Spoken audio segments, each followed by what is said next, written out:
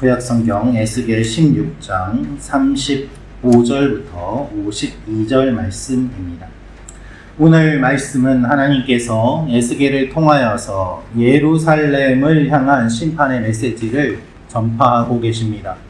이스라엘 백성들은 하나님 앞에 죄를 지었습니다. 그리고 그 죄가 얼마나 심각한지 하나님은 소돔에 대해서도 말씀을 하시는데, 소돔과 사마리아보다 네가 더 많은 죄를 지었다라고 말씀하십니다. 오늘 이 말씀을 통하여서 우리에게 주시는 몇 가지 내용이 있습니다. 첫째로 우리가 알 수 있는 것은 하나님께서 주신 것을 빼앗아 가십니다 라는 것입니다. 하나님께서 주신 것을 빼앗아 가십니다. 39절부터 41절 말씀을 제가 다시 읽어드리겠습니다. 내가 또 너를 그들의 손에 넘기리니 그들이 내 누각을 헐며 내 높은 데를 부수며 내 의복을 벗기고 내 장식품을 빼앗고 내 몸을 벌거 벗겨 버려두며 무리를 데리고 와서 너를 돌로 치며 칼로 찌르며 불로 내 집들을 사르고 여러 여인의 목전에서 너를 벌할지라. 내가 너에게 곧 음행을 그치게 하리니 내가 다시는 값을 주지 아니하리라. 하나님께서 이스라엘 백성들, 특별히 예루살렘에게 베풀어 주신 많은 은혜를 거두어 가시는데, 그 거두어 가심이 어디까지 이르게 되는가 하면 의복을 벗기는 데까지 이르게 됩니다. 정말 말 그대로 적신으로 남겨두고 모든 것을 다 빼앗아 갈 것이라는 말씀입니다. 왜 하나님께서 이와 같이 하실까요? 그것은 하나님이 노하셨기 때문입니다. 하나님은 하나님의 백성들이 악을 저지르는 것을 보지 못하십니다. 이 세상에는 악인들이 있고 하나님의 백성들이 있습니다. 그런데 우리는 하나님 앞에 이렇게 하소연합니다. 하나님, 왜 저런 악인들은 그냥 내버려 두시고 하나님의 백성들은 조금만 죄를 지어도 마음이 아프게 하고 양심에 거리끼게 하고 왜 나를 이렇게 괴롭게 하십니까? 저렇게 악한 사람들은 큰 악을 지어도 아무렇지도 않게 지내지 않습니까? 라고 말입니다. 그런데 하나님은 항상 악인은 마땅히 심판을 받을 것이지만 하나님의 백성들에게 더 큰 관심이 있으시기 때문에 하나님의 백성들이 죄 짓는 것을 더 참지 못하세요. 내 자녀가, 내 백성들이 이와 같은 일을 하는 것을 내가 보지 못한다라는 것입니다. 여러분, 하나님께서는 그래서 오늘 이들을 대적의 손에 넘겨줄 것이다 라고 하시면서 이스라엘이 수치를 당하게 될 것이다 말씀하십니다.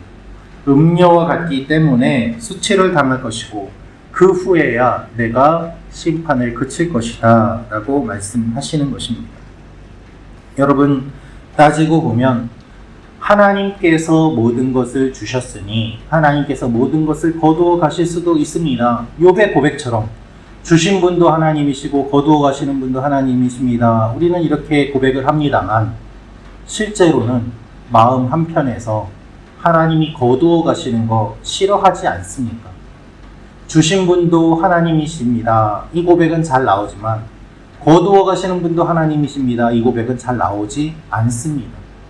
왜냐하면 내가 받은 것은 내 것이라고 여기는 일들이 우리 인간의 본성이기 때문입니다.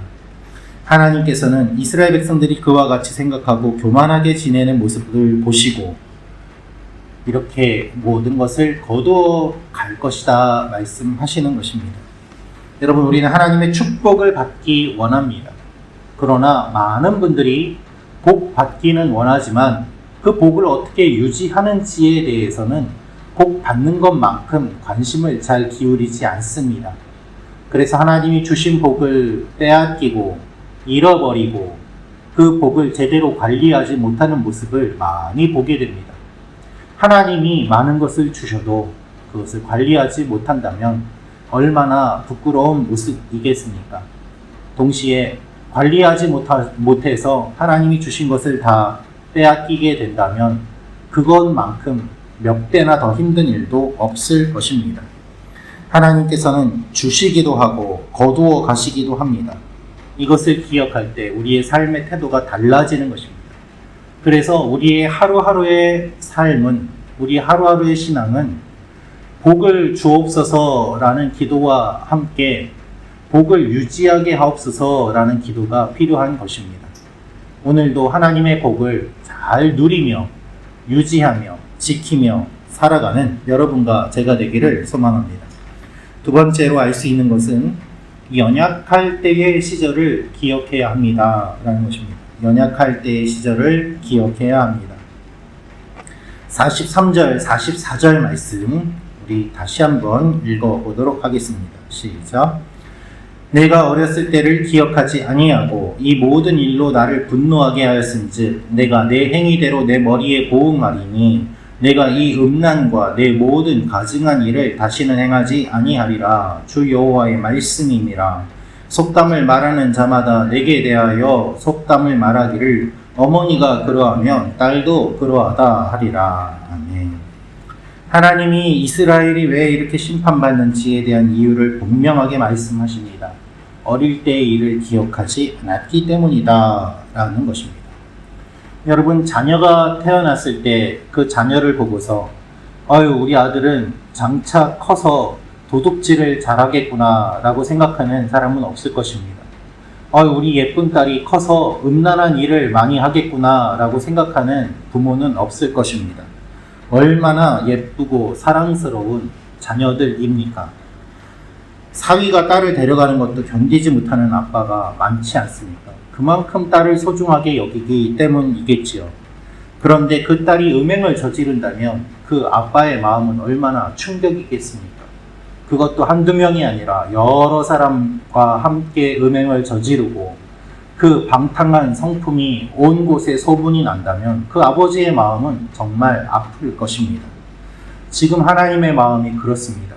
이스라엘이 하나님이 구원해 주신 귀한 자녀인데 그들이 음행을 한다는 소문이 온 곳에 퍼지니 하나님의 마음이 너무나도 아픈 것입니다. 도시 그리고 하나님의 백성들을 여성형으로 묘사하면서 딸이라고 이야기를 하고 있고 음행을 저지르고 있다고 이야기를 하고 있습니다. 그래서 하나님이 이렇게 말씀하십니다. 내가 어렸을 때를 기억하지 않고 나를 분노하게 하였다라는 것입니다. 자녀를 죽이는 일을 하였습니다. 그래서 그 피를 예루살렘 성전에서 우상들에게 바쳤습니다. 종교적으로 배교하는 일들이 일어났습니다. 가증한 우상을 만들었습니다. 정치적으로 하나님을 의지하지 않고 열방을 의지하였습니다. 이와 같은 일들이 일어났기 때문에 하나님이 심판을 하실 수밖에 없다는 것입니다.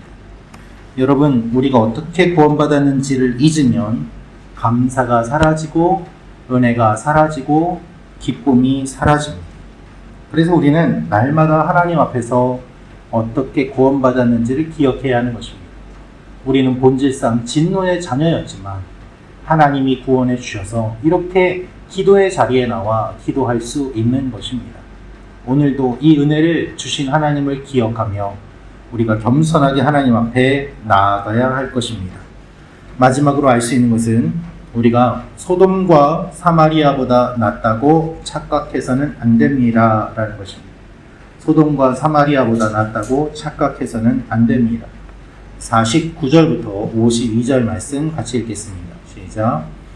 내 아우 소돔의 죄악은 이러하니 그와 그의 딸들에게 교만함과 음식물의 풍족함과 태평함이 있음이며 또 그가 가난하고 궁핍한 자를 도와주지 아니하며 거만하여 가증한 일을 내 앞에서 행하였음이라. 그러므로 내가 보고 곧 그들을 없이 하였느니라. 사마리아는 내 죄의 절반도 범하지 아니하였느니라. 내가 그들보다 가증한 일을 심히 행하였으므로 내 모든 가증한 행위로 내 형과 아우를 의롭게 하였느니라. 내가 내 형과 아우를 유리하게 판단하였은즉 너도 내 수치를 담당할지니라.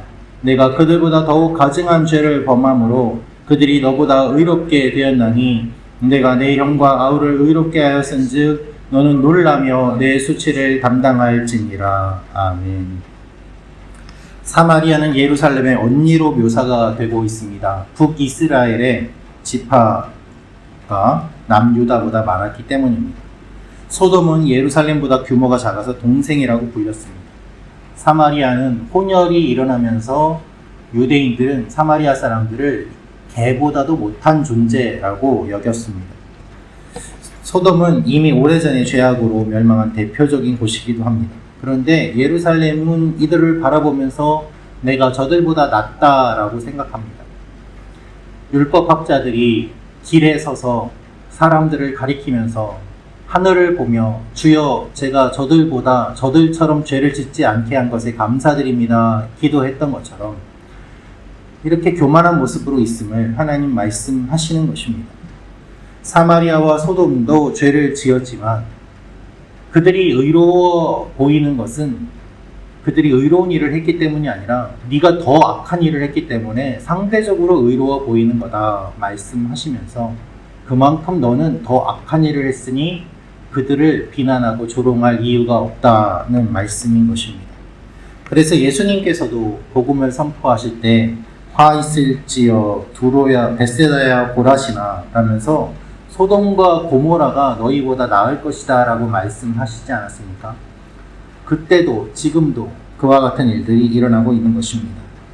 여러분, 우리도 하나님 앞에서 착각할 때가 많이 있습니다. 나는 예수님 믿으니까 믿지 않는 사람들보다 착해. 나는 예수님 믿으니까 믿지 않는 사람들보다 좀 나을 거야. 그렇게 생각하기가 쉬운 것이죠. 여러분, 그렇지 않습니다. 그러면 교만해집니다. 남과 비교하며 자랑하기보다는 우리의 모습을 돌아보며 하나님 앞에 겸손해야 하는 것입니다. 교회 안에서도 누군가와 비교해서 나는 상대적으로 더 열심히 하니까, 더 기도하니까 라고 스스로 교만해지기보다는 더 겸손하게 하나님 앞에 나아갈 필요가 있는 것입니다. 바울은 자신이 죄인 중에 괴수라고 고백하였습니다. 우리의 고백은 무엇인지 이 아침에 기도하며 하나님 앞에 나아가는 여러분과 제가 되기를 원합니다.